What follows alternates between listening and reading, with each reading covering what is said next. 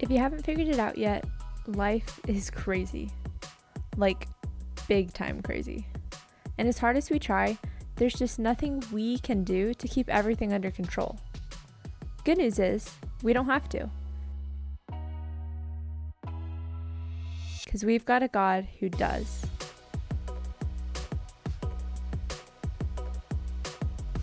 This is the Nearsighted podcast, and I'm Anna. And today, we're hanging out and sharing our stories of God's sovereignty in our uncertainty. Hey y'all, welcome back to the Nearsighted podcast. I'm your host, Anna Hicks, and today we're hanging out in the podcast studio and sharing our stories of God's sovereignty in our uncertainty.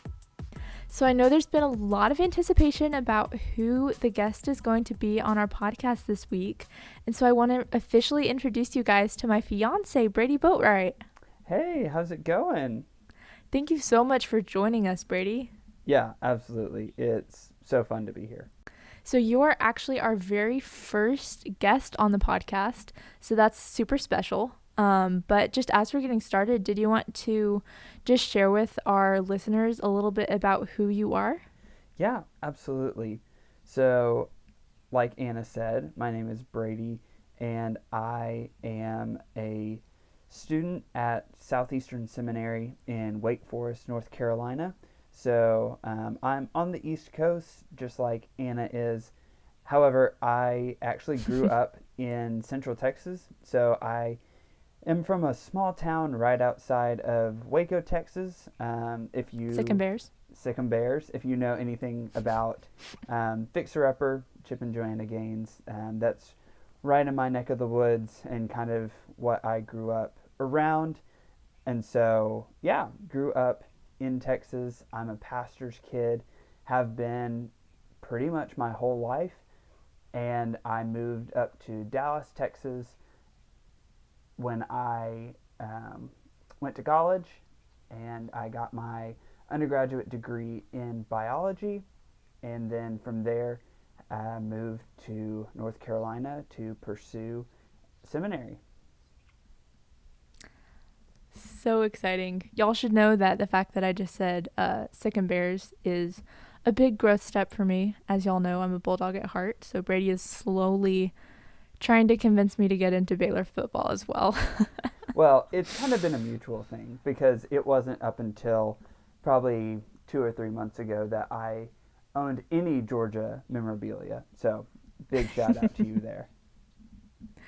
So true. Go Dogs. Go Dogs. Well, I did want to just say to all of our listeners that the cool thing about getting to have my fiance on here is that obviously our stories do intertwine a little bit, and it actually has a lot to do with God's sovereignty in itself, just how we met and everything. And so you guys should definitely stay tuned to one of the next few episodes. Hopefully we'll get to have Brady back on here, and we'll just get to share with you guys some of our story and how God worked in our lives, because that is one really cool story, I have to say.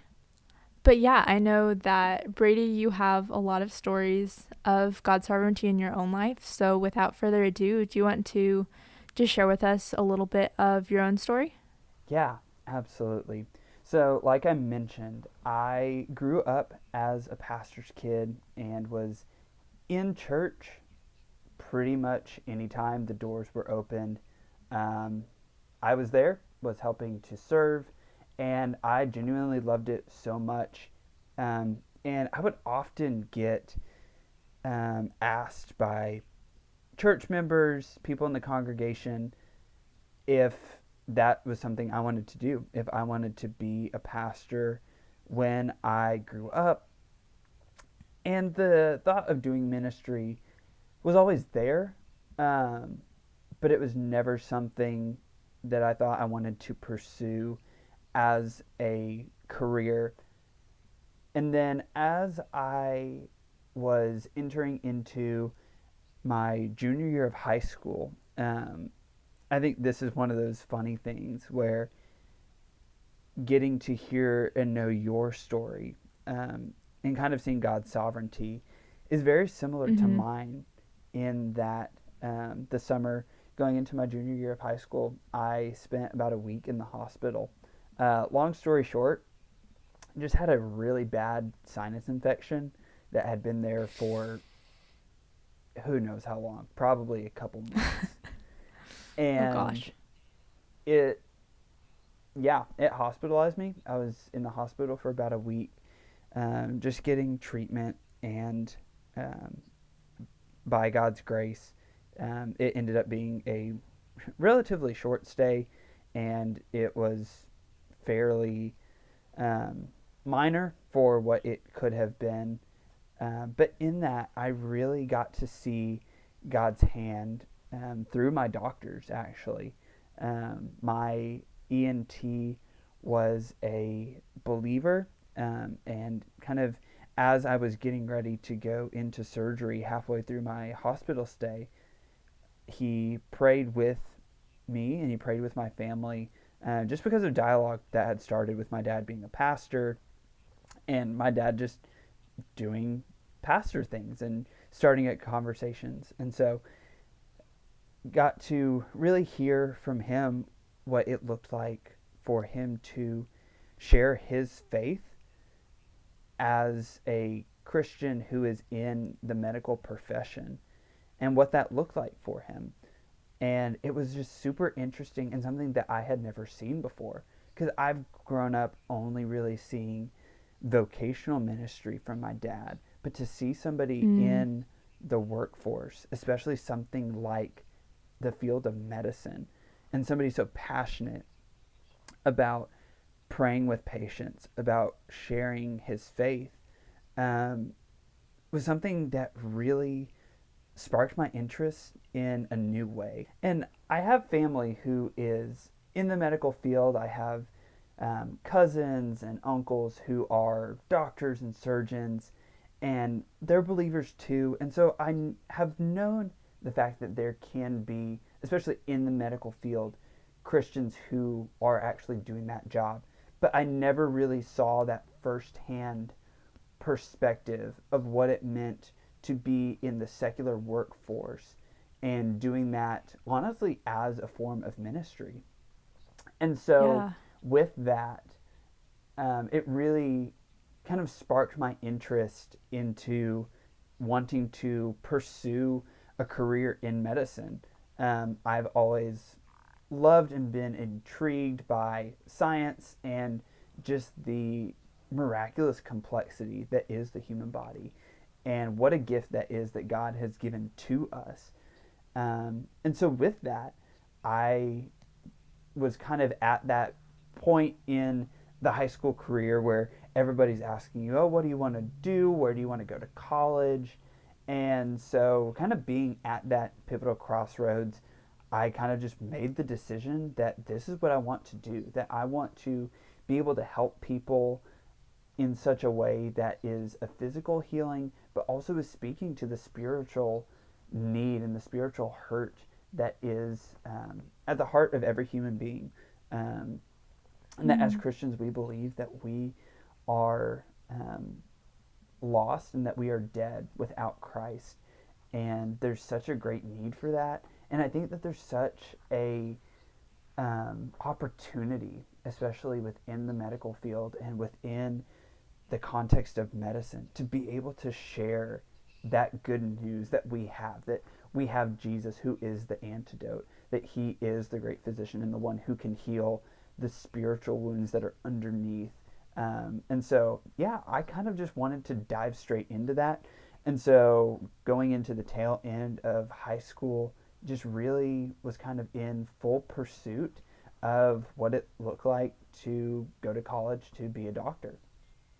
that's just so cool. Just to see how, I mean, I'm like you said, kind of like my story of taking a situation where you had a medical struggle, but then for you, like it turned into what looked like it was going to be a whole career path, and getting to see, yeah, how like ministry and sharing the gospel and witnessing to like the light and the glory of Christ doesn't have to be something that is only done in like a church context specifically, but that it can be used in the ministry too.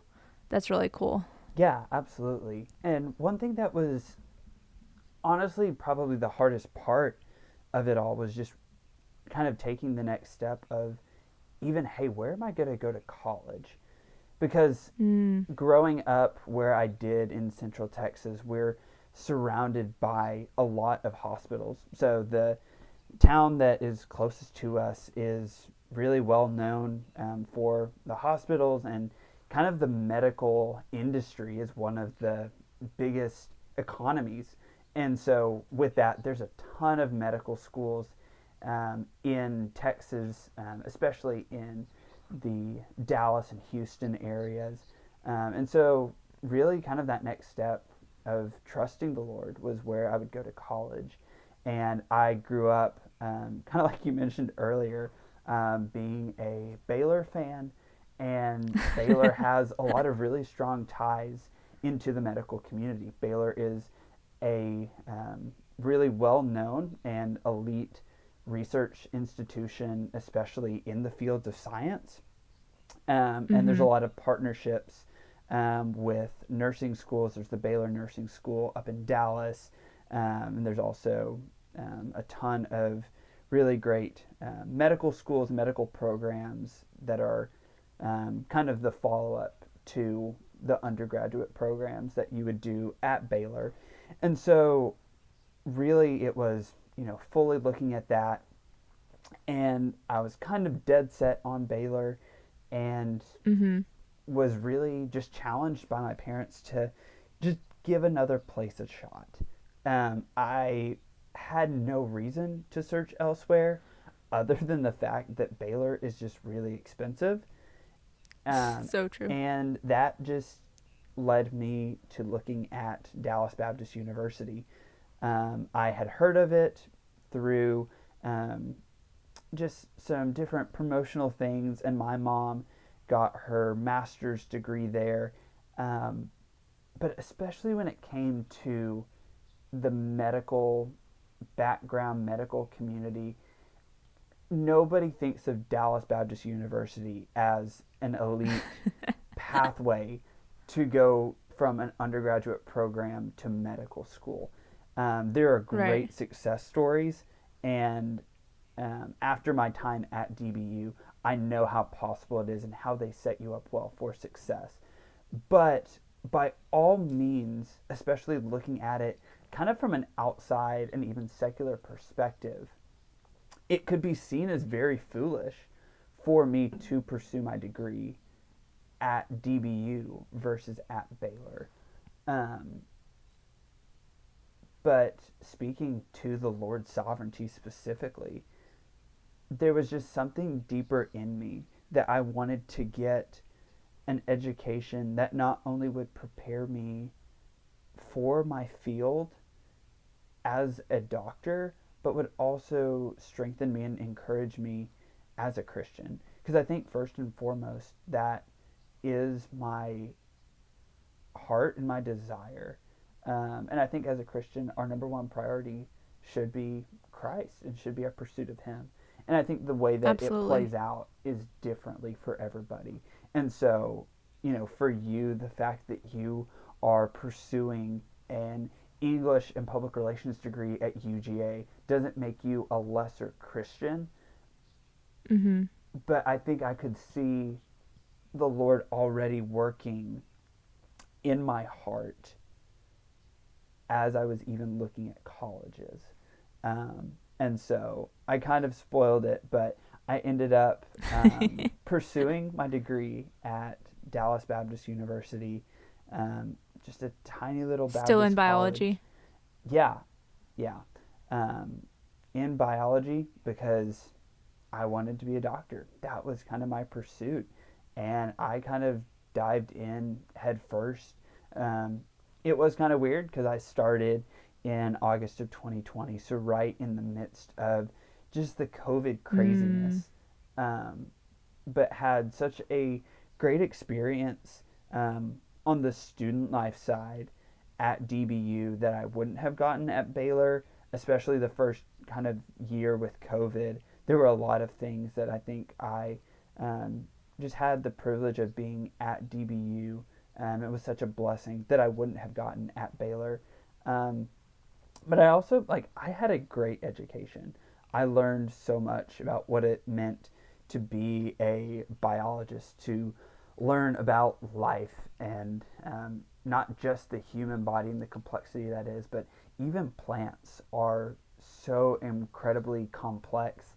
And it's so cool to learn about that, not only from a empirical scientific perspective, but also from a Christian perspective, that God has created us and he's created everything.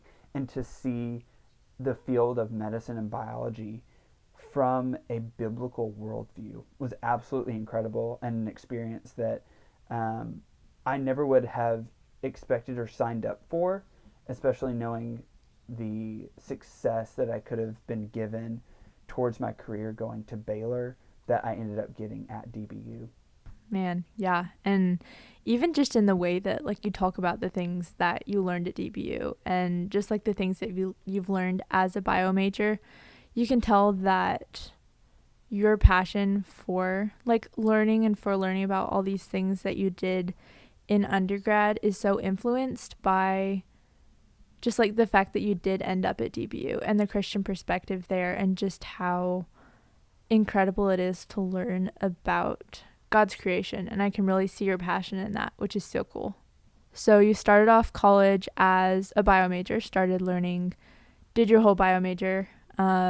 So were you going to be pre-med or what?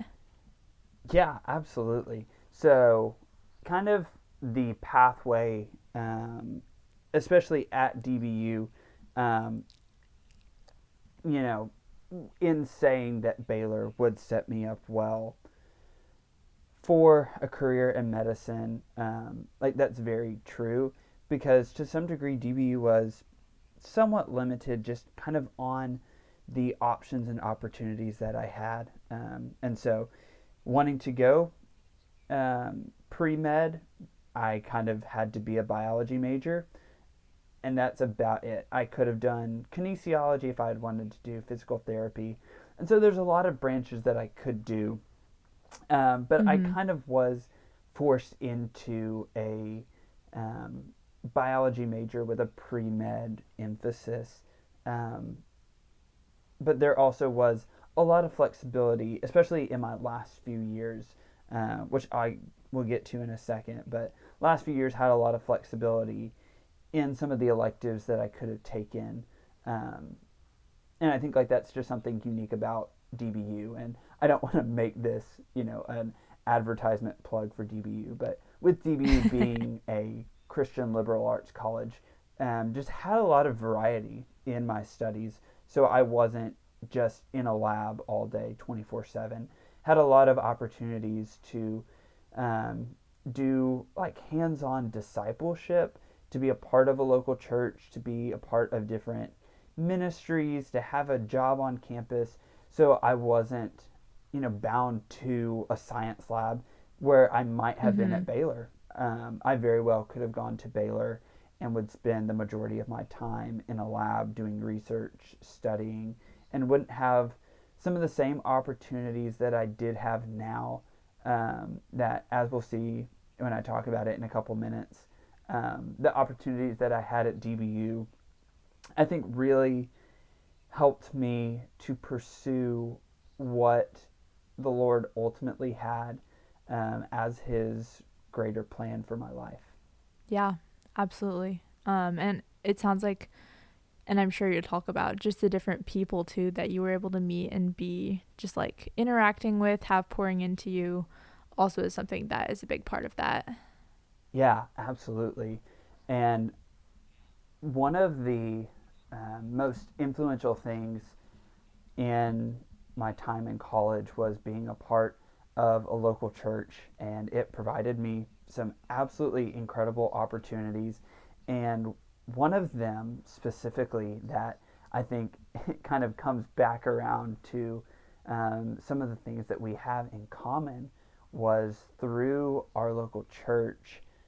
We were able to go on a short term, week long mission trip up to Boston. we have connections also with Kings Hill Church, and have a deep love for them. And I had known about them for about a year and a half, before I ever made a trip up there. I'd had Known some about friends. Kings Hill? Yes, yeah, I had heard about Kings Hill because I'd have some friends who went up there for a fall break mission trip my sophomore year of college, and I saw that and the experiences that they had, and just how life transforming it was, and how just eye opening it was for them. And so when it came around for signups for the next fall break, I was probably one of the first people to sign up.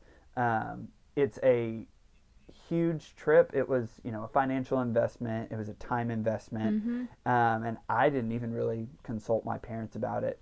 I just kind of signed up for it. I think I might have put down a deposit, and I told my parents, hey, I'm going to Boston over my fall break. Hope you're okay with that. I should have like a weekend where I'll get to see you. Um, but with that, yeah, I think we have kind of similar stories, to some degree, where Boston was kind of a changing experience. Um, but for me, I think it was less of a time in which the Lord opened my hands to Him. Um, I think, if anything, it kind of hardened my heart and made my fist close a little bit. Um, I had kind of reached a point, um, during the beginning of my junior year where Mm-hmm. I was just really struggling with what the Lord had for me. I had started to kind of lose interest in going to medical school. Um, I really still wanted to become a doctor to help people, but I had no desire to give away my summer to do research or to do an internship Mm. and shadowing. And it really put me in such a difficult place because I was really asking the Lord, okay, God, what do you have for me? Because I have this long term desire to help people and to help their physical bodies and also their spiritual bodies. But I have no motivation to get to that point, to do what's necessary to get there. Right. And so it was just really had this tension that I could not come to terms with. I could not manage that tension. And so spent the time that week in Boston and was like, man, this place is really cool. It's really fun. The people here are great. There's such great gospel need. Man, this place would be really cool to maybe spend a summer doing summer research or a medical internship, or maybe I could do medical school here. And I got back home and I started doing all this research about what a summer research program would look like, at Boston College, or just different other colleges in Boston, because there's so many. And I was Mm. thinking, They do. They have so many hospitals and like so much medical field up there. yeah, and I was looking into all the different hospitals, just trying to find a way in, because I really felt God calling me to do something in Boston. I was like, there's no way that God has given me just this desire and this heart for Boston, and I'm not supposed to do anything with it.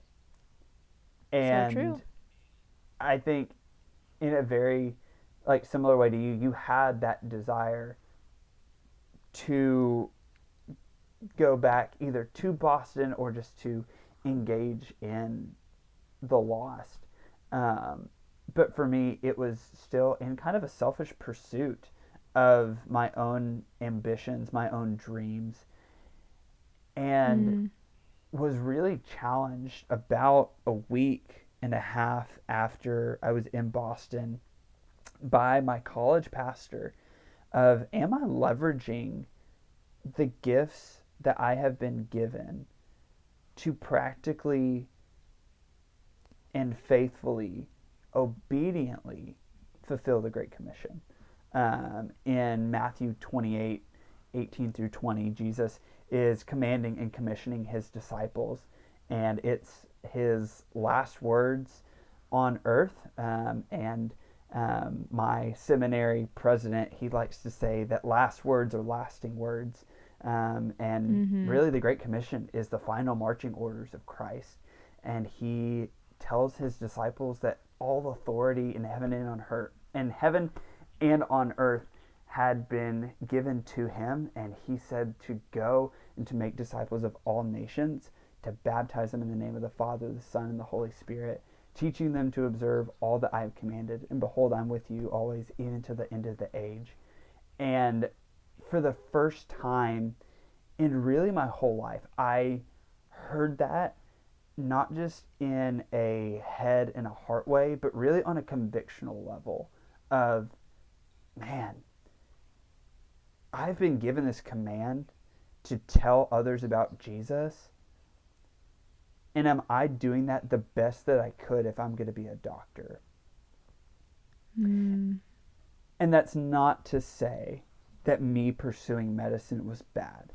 That's not to say Right. that my ENT was not being faithful to fulfilling the Great Absolutely. Commission. I believe that that was his mission field. I believe that it is. And I believe that the first 2 or 3 years that I was pursuing my biology degree and being pre-med, that I was trying to do that in such a way that was going to be glorifying to God. But I think that there was a shift, and my heart started to be selfish in my pursuit of medicine. And I think that Mm. there was kind of this glorifying of self of, yes, I want to be a doctor to point people to Jesus so that people see how good of a Christian doctor I am. And I wasn't really Oh, yeah. caring for one, the people's physical bodies. I wanted to see medicine as an end to share the gospel, which again is not a bad thing inherently,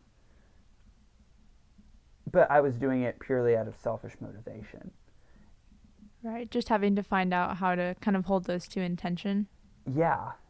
And so after that, ended up going home for a weekend and talked with my dad and just really presented that struggle that I had of, okay, I've been to Boston, I've seen this ministry, and I'm now looking at this future impending career in front of me, and I don't know what to do with it.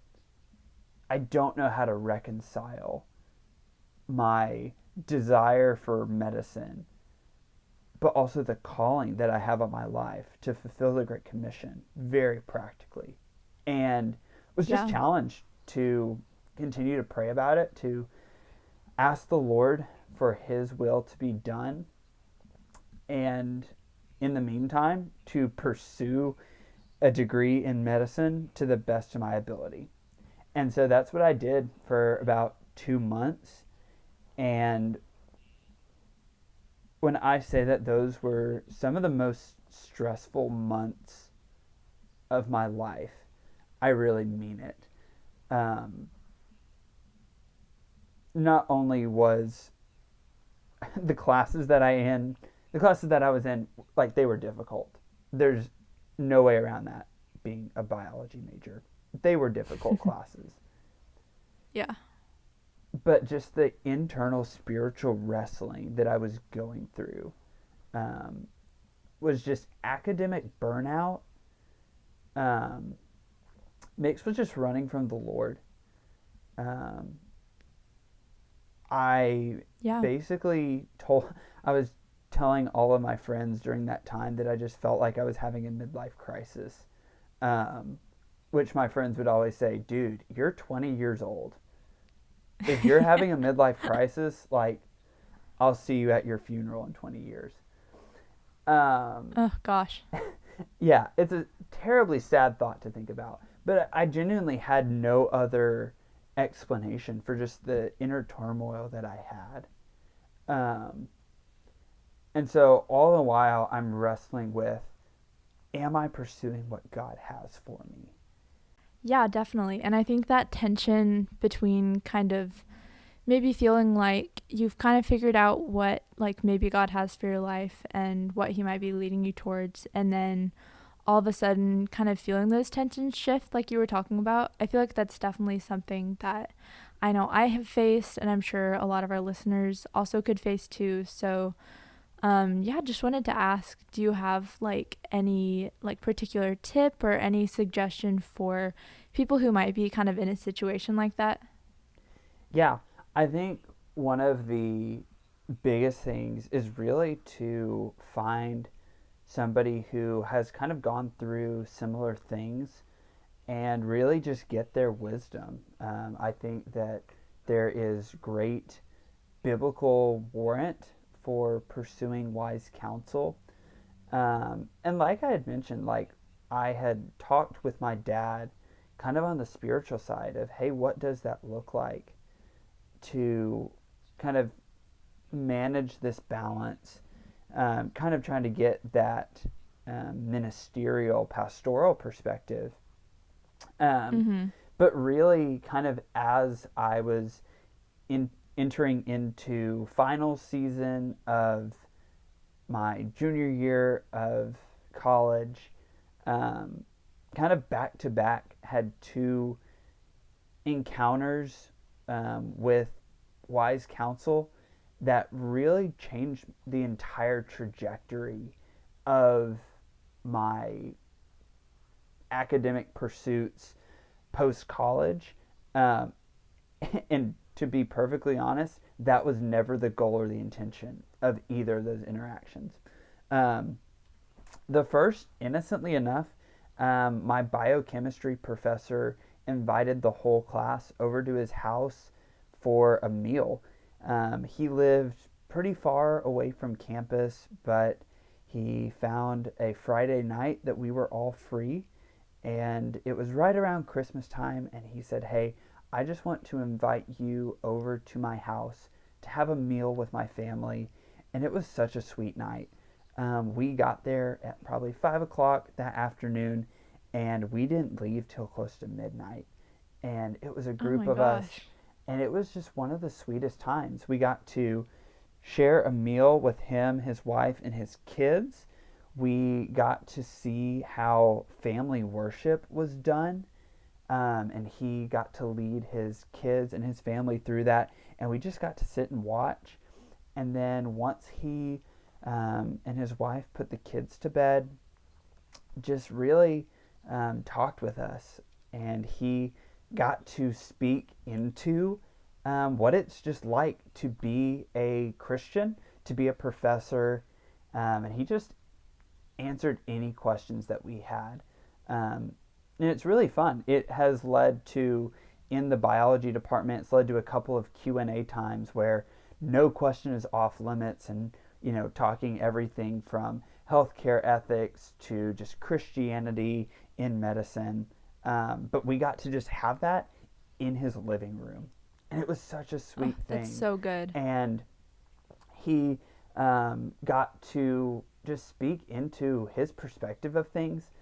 It was really fun. There were just some like book recommendations that he had that are some of my favorite books to this day, that he just reinforced my love for, um, and just to see what it looked like to be a Christian who was in this medical field.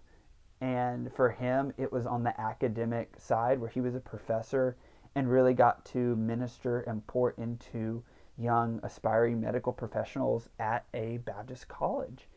Um, but I still left there with such this tension of, okay, cool, I can still do this.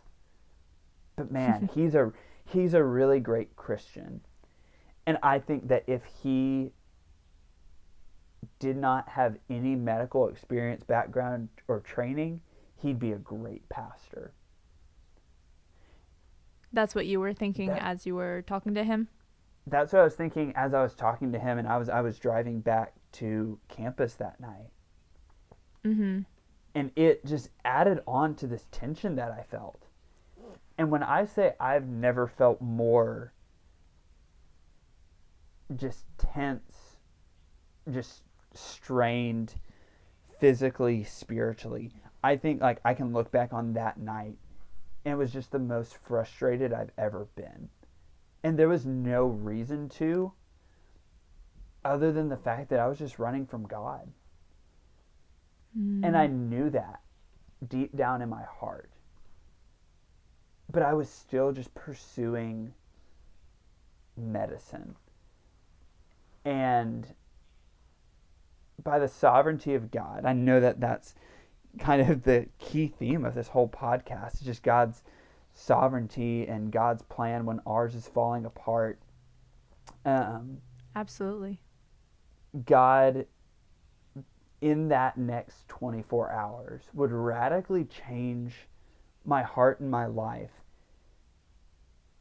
That if that had not happened, that if I had not gone to that dinner, things would be very different. Um, this is, it seems like a completely irrelevant tangent of a story. But when I got back from that dinner, some of my roommates, friends that I lived with, my best friends, they basically pranked me and flipped my entire room backwards. Wait, that was that night? It was that night. Oh My my my gosh. desk was turned around, my bookshelf was turned around, my mattress was turned around, and on a normal night, that would have been so funny, and I would have been like, "All right, guys, y'all are hilarious. Come help me turn this around." I walked in, and I was livid. I I almost sent it. It is by the sovereign grace of God that I didn't send a text that was about to, in just anger, not even a righteous anger, like just pure, just selfish anger. Just yell at them and saying, "I'm not doing anything about this. Y'all need to get in my room and flip it around." Which Oh is just dear. so very uncharacteristic of me, if you know me. Yeah. Because I'm the kind of And I do. guy who would do that, who would think it's funny, um, And then do it to someone else. right, and do it to somebody else. And, like, yes, I would help clean it up. But I was just so mad. And I was like, why am I so mad? In retrospect, I'm like, that really wasn't that big of a deal. And that was kind of funny. Like, it was kind of funny. Just bad timing. Just terrible timing. And so I ended up just, I flipped around my mattress. I went to bed and was like, I'm not going to worry about it until the morning. I wake up the next morning. I don't send that text. It's okay. Instead, what I did is I went to a coffee shop and just worked on homework all day and just tried to ignore it because I don't know why. I was just so frustrated with having to return back to my room. That was just a mess. So Um, you're still holding on to that frustration even when you woke up in the morning? yeah, so still holding on to that frustration. But again, I don't think the frustration that I was holding was necessarily because my room was turned around, but more I knew that there was something deeper that was just like this tension that I was holding on to. And honestly, like, maybe even reading too deep into this, but I feel like just hearing that story and thinking about it in the context of the broader story that you're telling, the like flipped around room is kind of almost even a picture of like what you expected when you got home was not what was there, and what you were facing was something that was totally unexpected and not what you wanted. And meanwhile, you're dealing with this like actual bigger, like, well, I wasn't expecting to be feeling this tension and I'm having to deal with it now. And so you're just seeing it kind of like in front of you through your room that's been turned topsy-turvy, and maybe that kind of was something that just like the last straw sort of thing. Yeah. And I've never really thought about it in that way. Um, I've kind of looked back and been like, man, this is really funny because it set the stage for what happened, for what would happen then the next night. But I do think that you're right, that it is kind of a It's kind of a parallel. visualization. Yeah, it's a visualization, and it really is just kind of an ironic foreshadowing of the Lord. Because that next night, so I went to my professor's house Friday night. Saturday night, I had planned and went up to my uncle's house um, to ask him questions about what I should do with my summer. Because he is a surgeon and he's one of the best surgeons up in the Dallas area. And I wanted to ask him his perspective because, again, I didn't know what I wanted to do with my summer. Frankly, I wanted to just go home and, work with church or do rec games or go on a trip. I did not want to do research. And so I had texted him maybe about a week and a half before, like, hey, I would love to grab dinner. I have some questions about my summer. So I get there after just being in the midst of, my quote unquote midlife crisis. My room is a mess. And I know that I'm going to have to return back there again late tonight.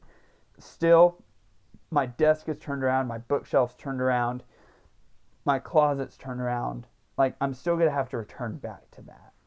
And so I know Mm-hmm. that I'm already tense. And so I sit down with him. We go into his office, and he knew that there was something deeper that even I didn't know. Um, Call it just like his intuition as somebody who's in the medical field and has seen this before, or the Holy Spirit, whatever you want to call it.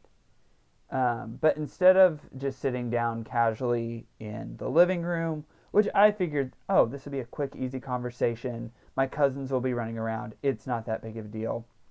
He pulls me into his office.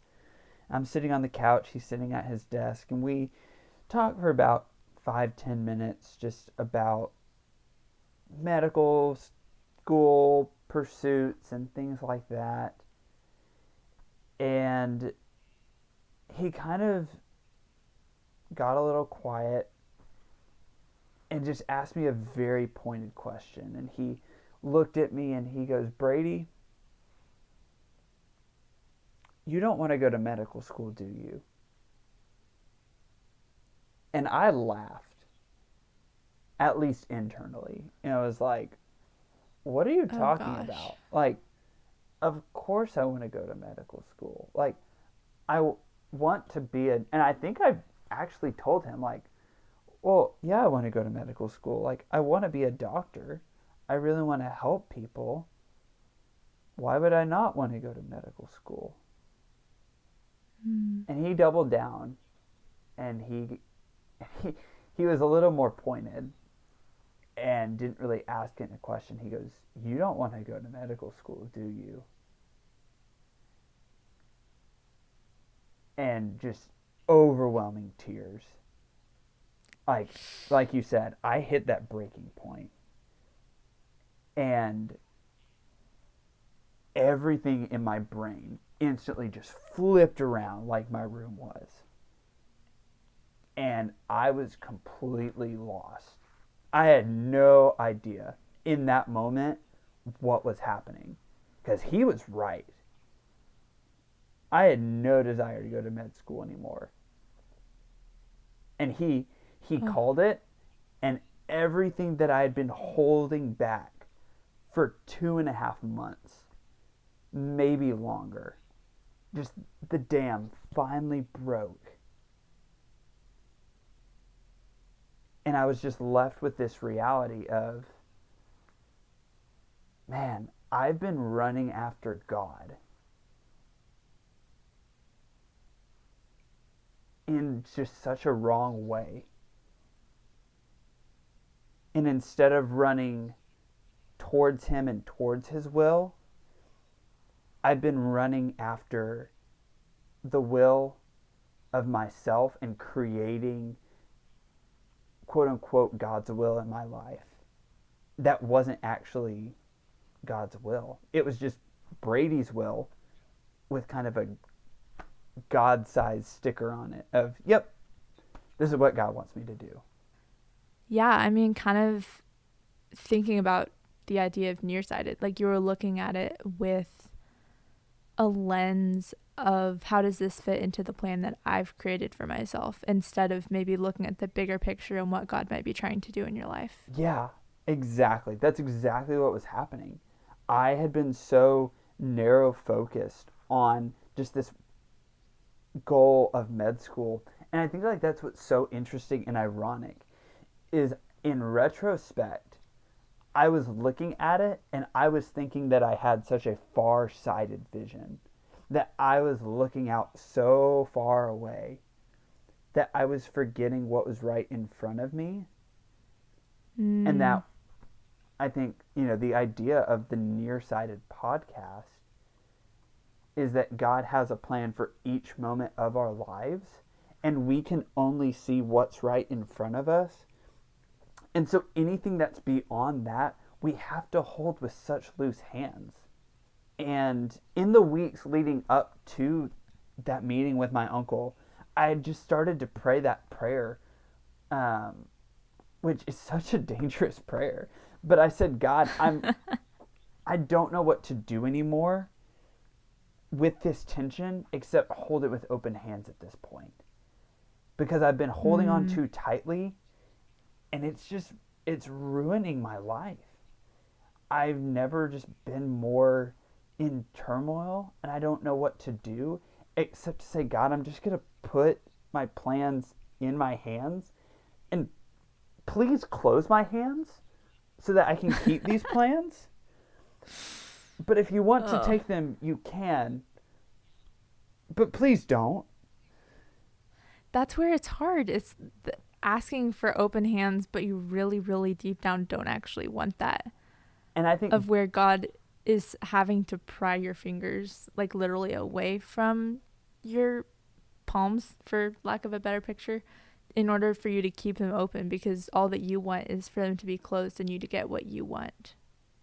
And I think that's what happened when just all the emotions released and I just, was sobbing, was just the realization of, man, I've been holding on to something that I should not have been holding on to for so long. And it was simultaneously just this grief of what I've been doing, but also just the release that there's something so peaceful whenever we're following the Lord's will. Following God's will is not always easy. Like, it's not guaranteed. Right.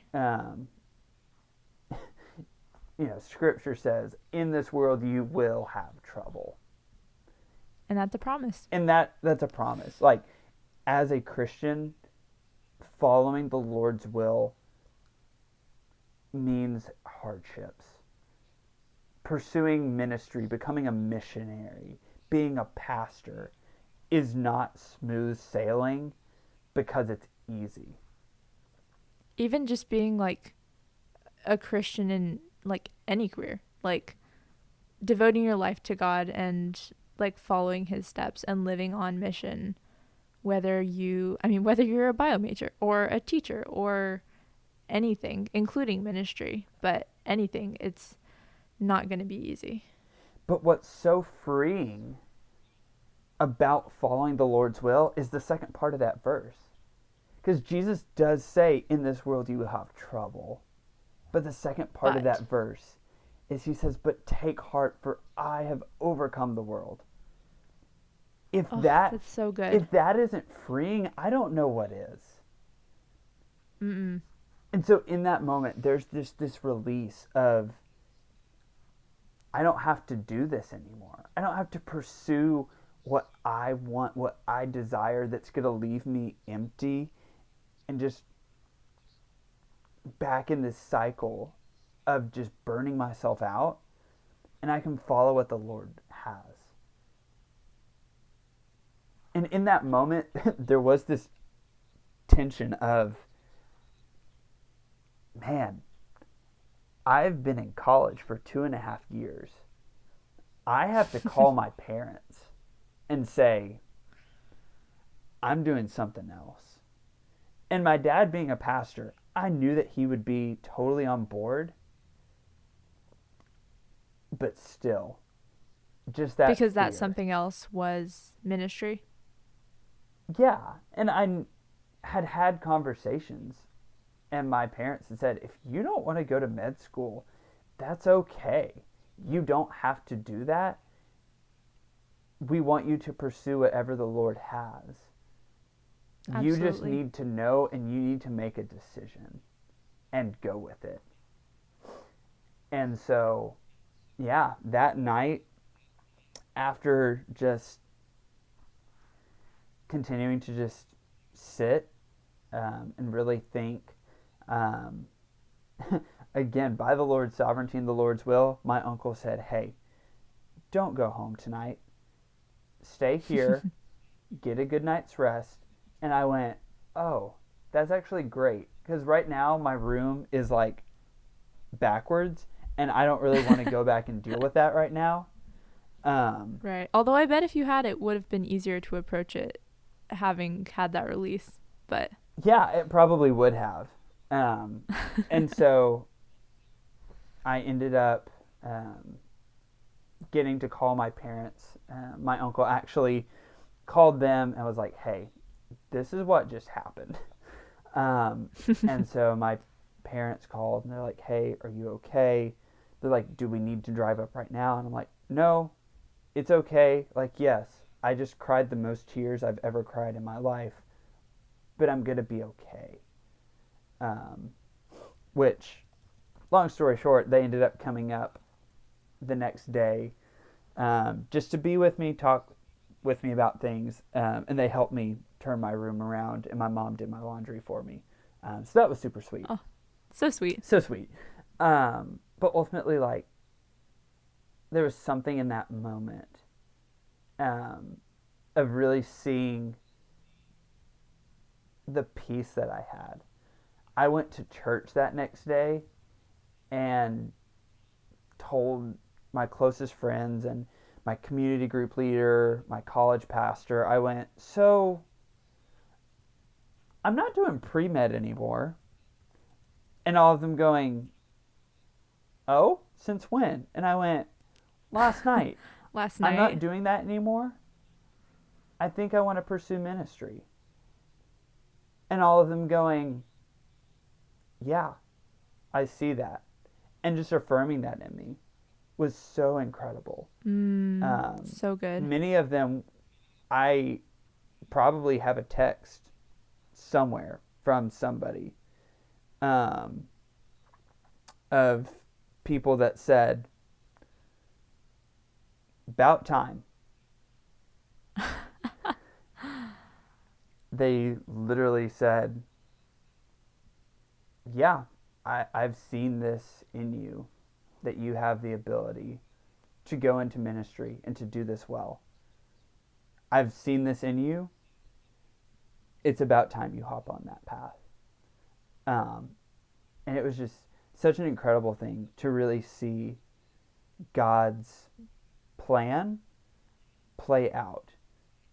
And in that moment, be able to look back and in just my nearsightedness, be like, man, God prepared me for all of these things. And I had no idea. Like, even my pursuit of going to DBU rather than Baylor, man, if I had gone to Baylor, I don't know where I'd be right now. Wow. That, and just to be able to look back now and see through DBU, through those different conversations, how the Lord was working in all of it, even when, I mean, I'm sure you would agree, you definitely could not see where the Lord was leading you until that conversation, probably. Yeah, absolutely. Wow. Well, that is so encouraging, Brady. Thank you so much for sharing that story with us. Yeah, absolutely. Well, Brady, before we wrap this episode up, I did want to jump really fast into a section that I'm really excited just to include in all of my podcast episodes going forward. I kind of teased it in the episode that I did by myself, but I'm calling it Eternal Perspectives. And so, kind of just thinking about ways that me and each of my guests are reminding ourselves to just keep our eyes focused on God and keep ourselves from being nearsighted and from keeping our eyes on our own view of the future. And so whether that's through a book or a podcast episode or a song or anything like that, any piece of media that you've been listening to or reading lately, that's just been a reminder of the Lord's sovereignty. I just wanted to ask if you could share, if you have anything like that that you could share with us. Yeah, absolutely. It's really interesting. So, as your first podcast actually released, I was listening to it, and in the midst of that, was working on an assignment for a class that was specifically about God's sovereignty. And in that, we had to choose like a Bible verse, a passage specifically to talk about God's sovereignty. And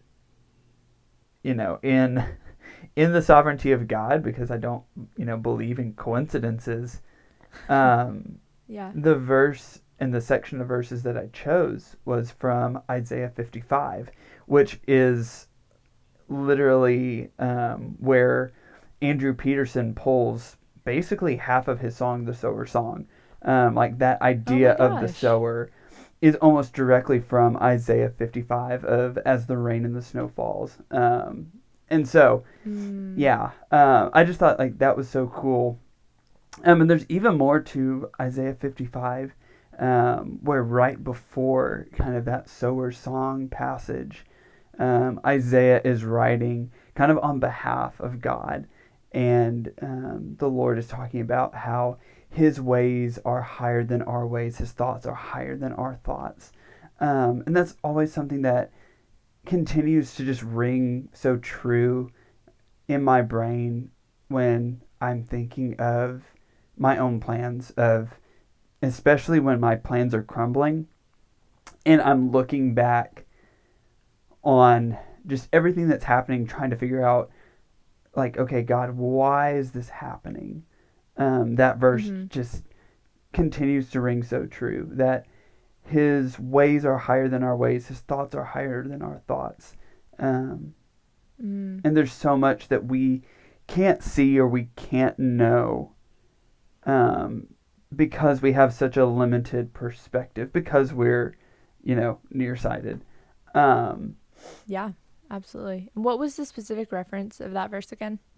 Yeah, so that reference is Isaiah 55:8, where he says, yeah, for my thoughts are not your thoughts, nor are your ways my ways, declares the Lord.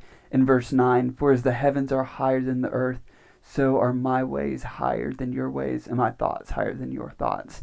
And then he immediately goes into that kind of sower song that Andrew Peterson writes Yeah, his song off of. which is what I literally talked about in my Eternal Perspectives last week. Yeah. Um, and I think like on top of that, whenever you were mentioning, a specific like type of media or song, um, there is a 10th Avenue North song called Control.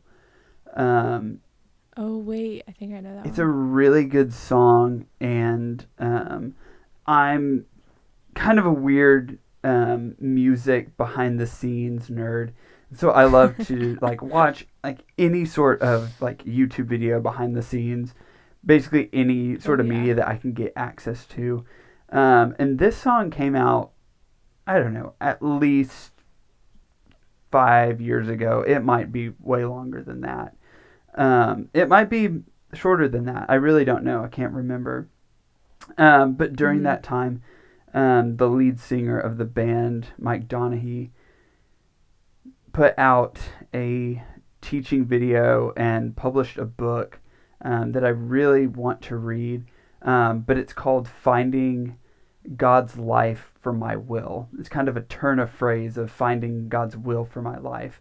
And Oh essentially, yeah. what he is saying with that, kind of the premise of it, is God doesn't need to use us for anything.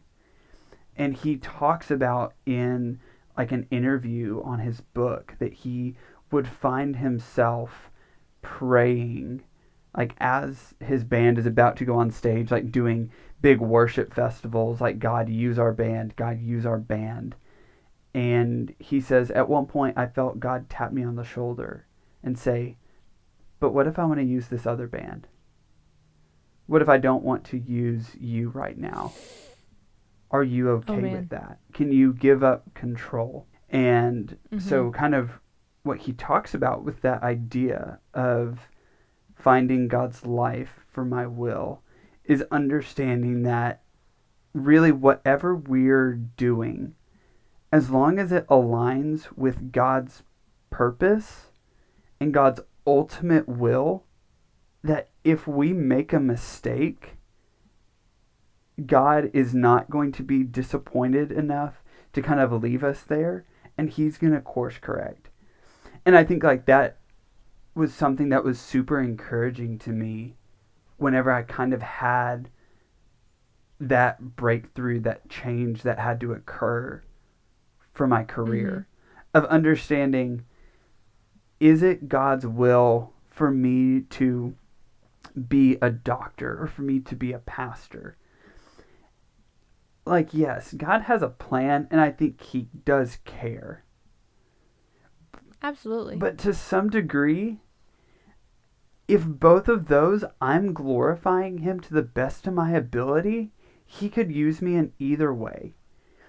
And what Mike That's true. says that is so interesting, and I think we don't think about, is so often in his case what he said is, if I go out and say that it's God's will for me to be a musician, what if I get in a car accident and I break my hands and I can't play guitar? Or my vocal cords Mm. go out and I can't sing anymore. Or I get a concussion and I can't write songs anymore. Then you'd be essentially claiming that like it's impossible for God's will to be done, which is just not the case. Well, and I think he even takes it a step further in talking about that. Is he says, not only are you saying that, you know, God can't do these things, but it's saying that I am now no longer in God's will, or God is a liar, because this You is what don't God's want to go will there. for my life is. Mm-hmm. And so, very practically, for anybody, who's listening, or even myself, just to continually remember, as long as I'm pursuing God in whatever I'm doing, as long as what I am doing is in accordance with Scripture and I'm not doing anything sinful, I'm Mm-hmm. in God's will. And if God needs to change something, he will. I think that the 2.5 years that I spent pursuing medicine was what God willed for me to do. Whether the ultimate goal was medicine or not is irrelevant at this point. Absolutely. It was God's ultimate plan for me to pursue that. And it's super hard for us to wrestle with sovereignty. And I think like in the podcast to come, we can just kind of see glimpses and examples of that. But for me, it was just the understanding of, it's God's will for me to pursue him and to grow in godliness. And at a certain point, it could have meant that my pursuit of my career seemed to be a higher priority than my pursuit of godliness. And I think once Mm. that shift kind of happened, then God pulled me back into realigning myself with His will. And then I realized that what I was doing wasn't in accordance with His will. So I needed to change my plans. And so, yeah, I think just that the song Control by 10th Avenue North does that well just in the lyrics. And I would just encourage you to like listen to that and just like really consider that. Again, I haven't read this, so this isn't a full endorsement, but from everything that I've seen in the teaching videos of Mike Donahue's book, Finding God's Life for My Will, the book and the videos that he's done, the interviews that he's done for it, I've just continued to watch even the past few days, and I've been just so challenged and encouraged by it, even where I'm at right now. Oh gosh, that's good. And we're going to link that song on our Instagram stories the Monday after this podcast drops. So for all of you listeners who want to listen to that song, you can just go straight to our Instagram and we'll have, I think it'll be the Spotify link will be there, or you can look it up on whatever listening platform you want. Well, I just wanted to say a final thank you again to Brady. Thank you again for joining us on the podcast. As we said earlier, this definitely won't be your last time on here. We're sure to see lots more of you. But yeah, just thank you so much for joining us today. Yeah, thank you for having me, and I look forward to being back. All right, friends. Well, we've got to wrap up for today, but don't go too far. We've got a lot of good stuff coming on the Nearsighted podcast. And in the meantime, you can check out our Instagram at nearsighted_pod for some fun bonus content. So yeah, check out all the fun stuff over on our social medias and give us a follow, but don't forget to come back here in a few weeks for the next episode of the Nearsighted podcast. If Nearsighted has impacted you, give us a review on Spotify or wherever you listen, and share this episode with a friend who you think would like it too. Thank you guys so much for listening. I'll see you then.